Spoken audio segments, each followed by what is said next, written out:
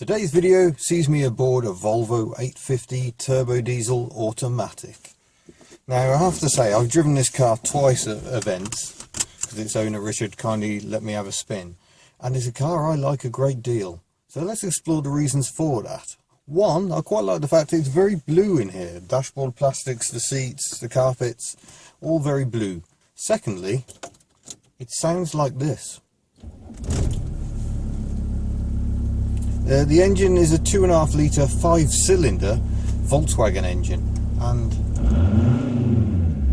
I just love the noise it makes. Proper agricultural, yet somehow quite alluring without the typical 5-pot warble. Let's explore that a bit more out on the open road. It's mated to a lovely automatic gearbox. Now, I'm not usually a fan of automatics for the simple reason that a lot of automatics are rubbish. This one always seems to be in the right gear, and that's something I definitely appreciate.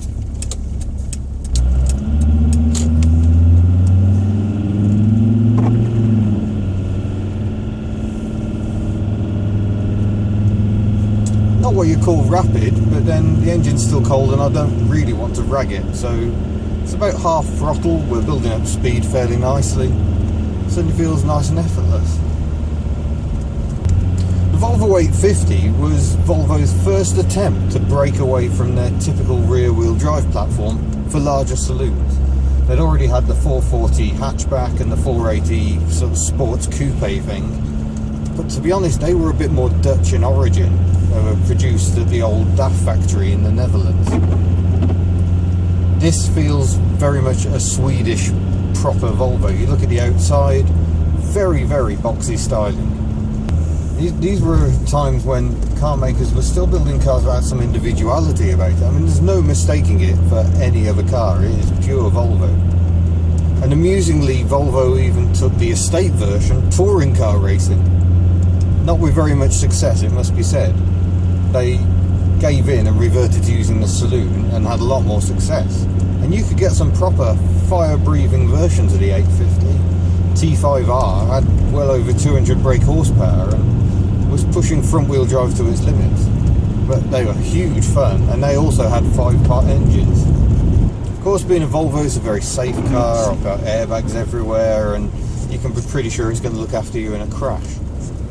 Not that that's something I care too much about, because I drive a Citroen 2CV after all. Alright, let's do a quick full-blown 0 to 60 test. In 1, 2, 3.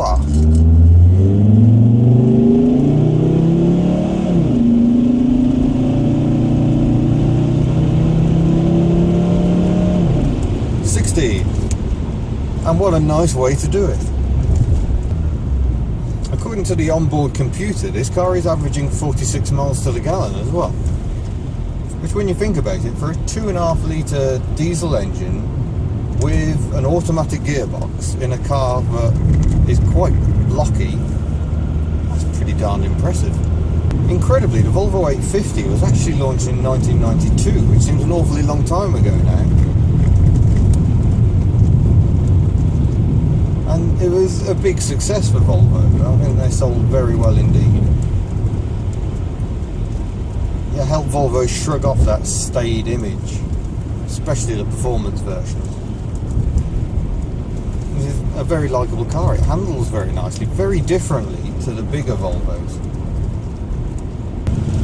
In terms of ride, I don't know if there's a damper going down, but it feels a little jiggly, a little underdamped. Generally though, the ride's just one you don't really notice. It seems to be floating over most undulations. I can just feel a bit of what feels like patter.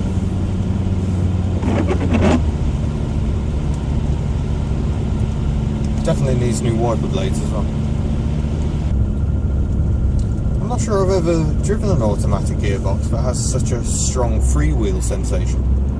I think that's one thing that helps the economy figures. It just literally disconnects the engine when you're going downhill. It must mean there's a fair bit of hammer on the brakes, because you're not getting any engine braking at all.